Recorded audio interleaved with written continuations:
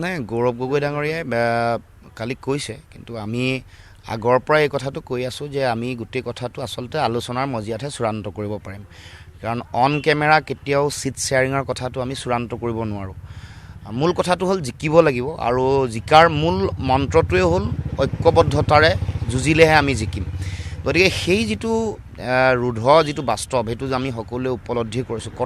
যিটো মানে বাস্তৱিক যিটো কথা, সেইটো আমি সকলোৱে উপলব্ধি কৰি আগন্তুক দিনসমূহত আগবাঢ়িম।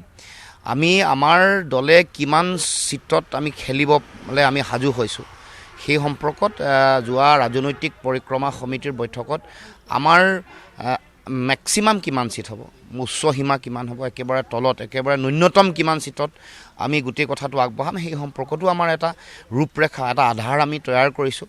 আৰু সেইধৰণে কাম কৰিবলৈ আমি সকলোকে দায়িত্ব দিছোঁ, বুথ পৰ্যায়লৈকে যাতে সংগঠন কৰে। গতিকে অন কেমেৰা গোটেই কথাটো মই ভাবোঁ যে কোৱাটো মোৰ ফালৰ পৰা উচিত নহ'ব, কিন্তু আমি আমাৰ ফালৰ পৰা এছেছ কৰিছোঁ, আৰু আলোচনা যেতিয়া হ'ব তেতিয়া এই কথাটো কোৱা হ'ব। কাৰণ এই গোটেই কথাটোৰ লগত কাৰণ চাওক বহুত ধৰণৰ কথা বতৰা থাকিব।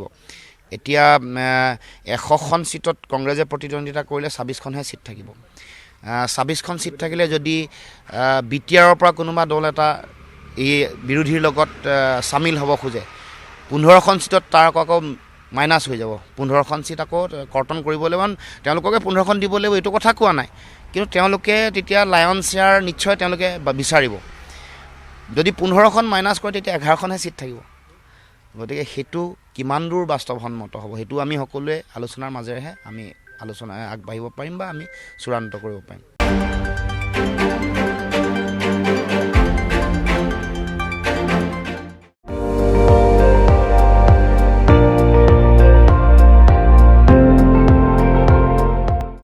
আপুনি চাই আছে ND24, সৰ্বশ্ৰেষ্ঠ নহয় সৰ্বোত্তমৰ দৌৰত।